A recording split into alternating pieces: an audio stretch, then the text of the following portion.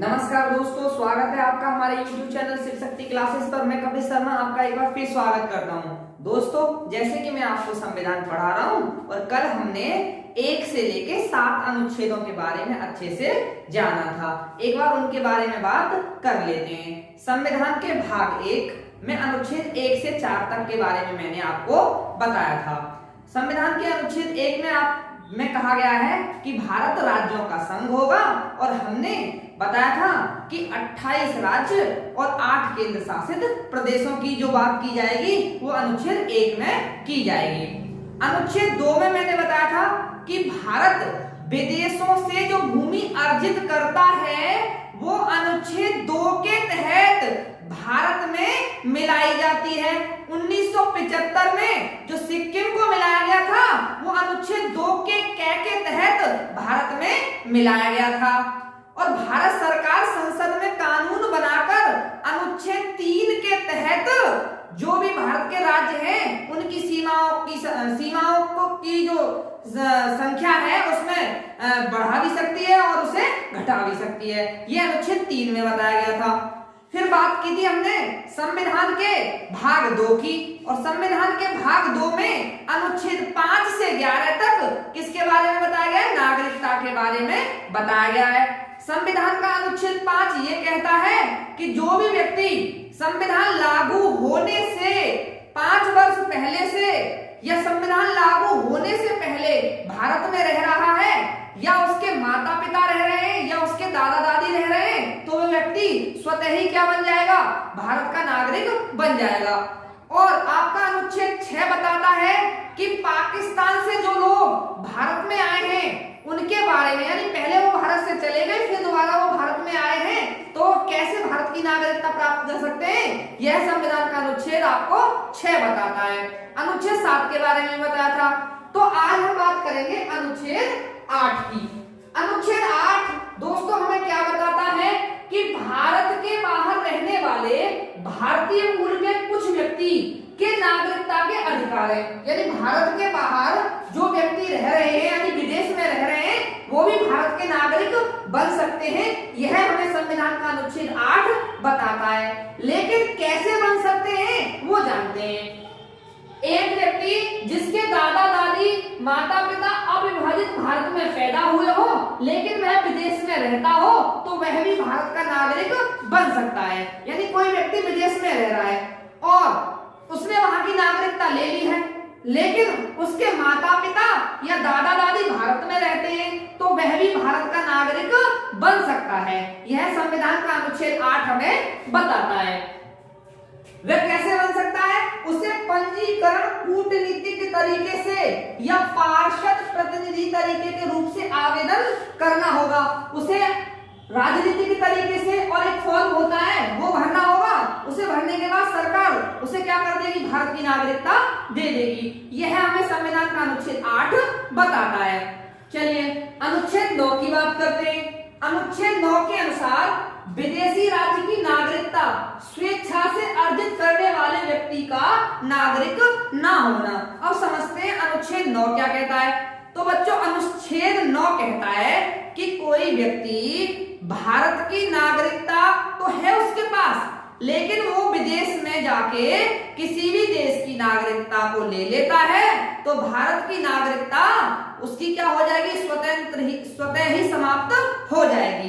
भारत सरकार क्या करेगी कि जब उसने भारत में कैसी नागरिकता है? एकल नागरिकता है। यानी भारत में कैसी है? एकल नागरिकता है। अब किसी व्यक्ति ने किसी दूसरे देश की नागरिकता ले ली तो भारत की, अब उसके पास भारत की भी नागरिकता हो गई और उसके पास विदेश की भी नागरिकता हो गई। तो ऐसा नहीं हो सकता है। भारत की नागरिकता ऐसी कंडीशन में क्या हो जाएगी? समाप्त हो जाएगी। तो संविधान का अनुच्छेद हमें नागरिकता की समाप्ति के बारे में जानकारी देता है। अब बात करेंगे अनुच्छेद 10 की। अनुच्छेद 10 क्या बताता है? नागरिकता के अधिकारों का बना रहना। यानी आप देश के नागरिक कैसे बने रह सकते हैं? आपकी नागरिकता को कोई कैसे नहीं छीन सकता है वो बताया गया है संविधान के अनुच्छेद 10 में। यानी आपको यह अधिकार है, आपको यह जानने का अधिकार है कि आप भारत भारत के नागरिक हैं, आपसे जबरदस्ती कोई भारत की नागरिकता नहीं छीन सकता है। तो संविधान के बारे में बताया गया है कि संविधान के 10 के अनुसार आप भारत के नागरिक कैसे बने रह सकते हैं। चलिए बात करते हैं अनुच्छेद 11 की। तो संसद को यह अधिकार है, अनुच्छेद 11 के अनुसार संसद को यह अधिकार है कि वह नागरिकता का अर्जन और समाप्ति के तथा नागरिकों से संबंधित उन सभी विषयों के संबंध में विधि बना सकता है। यानी अनुच्छेद 11 के अनुसार अगर सीधी सीधी भाषा में बात करें तो भारत की संसद को यह अधिकार है कि वह किसी भी व्यक्ति की नागरिकता को समाप्त कर सकती है या किसी भी व्यक्ति को वह नागरिकता दे सकती है। लेकिन उसमें क्या है, उसके लिए उसे कानून बनाना पड़ेगा। यही बात करते हैं कि भारत की नागरिकता का अंत कैसे हो सकता है। तो भारत की नागरिकता का अंत ऐसे हो सकता है कि मान लो भारत का किसी पड़ोसी देश या शत्रु देश से युद्ध चल रहा है और कोई व्यक्ति शत्रु देश की मदद करता है जो भारत का नागरिक हो, तो संसद उसकी नागरिकता को समाप्त कर सकती है। या कोई व्यक्ति अपनी स्वेच्छा से किसी दूसरे देश की नागरिकता ग्रहण कर लेता है तो उसकी नागरिकता भी समाप्त कर दी जाएगी। चलिए आगे बात करते हैं। तो नागरिकता के संबंध में कानून कौन बना सकता है? संसद बना सकता है।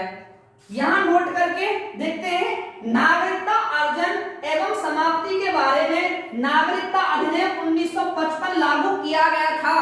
यानी नागरिकता के बारे में समय समय पर नागरिकता के जो नियम हैं प्राप्त करने के और क्या समाप्त करने के, उनमें क्या किया गया है, समय समय पर परिवर्तन किया गया है। सबसे पहले 1955 में एक नागरिकता संशोधन अधिनियम लाया गया था। उसके माध्यम से क्या था, कोई भी व्यक्ति पंजीकरण के माध्यम से, जैसे किसी कोई व्यक्ति है और वह कहीं विदेश में रहता है और वह भारत की नागरिकता चाहता है, तो उसे क्या करना होगा, उसे एक पंजीकरण पत्र भरना होगा और पंजीकरण पत्र भरने के 6 महीने तक भारत में रहना होगा। तो उसमें क्या हो जाता था, उसे भारत की नागरिकता मिल जाती थी। ये 1955 बताता है। लेकिन अब तक इसमें नागरिकता संशोधन अधिनियम में अब तक 6 बार संशोधन किया जा चुका है। कब किया गया था? 1986 में किया गया था, फिर 1992 में किया गया था, फिर 2003 में किया गया, फिर 2015 में इसमें संशोधन किया गया और अब लास्ट में क्या किया गया है, 2019 में, जिसपे काफी विवाद रहा था। चलिए बात करते हैं। अब बात करते हैं नागरिकता का अर्जन निम्न प्रकार से किया जा सकता है। यानी हम नागरिकता कैसे प्राप्त कर सकते हैं, हम भारत की नागरिकता कैसे, यानी कोई भी व्यक्ति है और वह भारत की नागरिकता लेना चाहता है तो वह भारत की नागरिकता कैसे प्राप्त कर सकता है। चलिए समझते हैं। नागरिकता जन्म के आधार पर प्राप्त की जा सकती है। तो मान लो आप हैं, हम हैं, हमारे दादा दादी, माता पिता सब कहाँ हैं, भारत के नागरिक हैं। हमारा जन्म हुआ तो हम भी कहाँ हो गए, भारत के नागरिक हो गए। तो हमने भारत की नागरिकता कैसे प्राप्त की, तो हमने भारत की नागरिकता जन्म के आधार पर प्राप्त की। जन्म के आधार पर समझ गए। ऐसे ही वंश के आधार पे हमारे वंश चले आ रहे हैं, दादा परदादा, ऐसे ही करके एक पीढ़ी, 2 पीढ़ी, ऐसे ही करके पीढ़ी दर पीढ़ी चले आ रहे हैं, तो वो क्या है, वंश है। तो वंश के आधार पर क्या हो गए, हम भारत के नागरिक हो गए। ऐसे ही तीसरा है पंजीकरण के आधार पर। तो पंजीकरण के आधार पर हम एक फॉर्म होता है, उसे भरने के बाद जो सरकार की कंडीशन है कि इतने दिन रहना है भारत में, ये करना है, वो आगे बात करेंगे जब मैं आपको कल पढ़ाऊंगा CAA, NPR, NCR के बारे में मैं आपको कल पढ़ाऊंगा। तो उसमें हम विस्तृत चर्चा करेंगे कि भारत की नागरिकता कैसे प्राप्त की जा सकती है। और 2019 में जो CAA बना था उसके बारे में बताऊंगा मैं आपको कि CAA था क्या। तो पंजीकरण के माध्यम से फॉर्म भरना होगा, सरकार चाहेगी तो आपको नागरिकता दे सकती है। तो वो हो गया आपका पंजीकरण के आधार पे। क्षेत्र समाविष्टि के आधार पर भारत की नागरिकता, मान लो अभी मैं आपको एक एग्जांपल देता हूं कि 1962 में भारत सरकार ने पांडुचेरी पर आक्रमण किया, क्योंकि पांडुचेरी किसके अधीन था? फ्रांसीसी थे उसमें। फ्रांसीसियों ने अवैध कब्जा कर रखा था 1962 तक, लेकिन भारत सरकार ने कार्रवाई की और फ्रांसीसियों को वहां से भगाया। तो 1962 में जाके पांडुचेरी भारत में शामिल हुआ। 1962 से पहले पांडुचेरी भारत में शामिल नहीं था। तो 1962 में जैसे ही पांडुचेरी भारत में शामिल हुआ तो पांडुचेरी के जितने भी लोग थे वो क्या हो गए?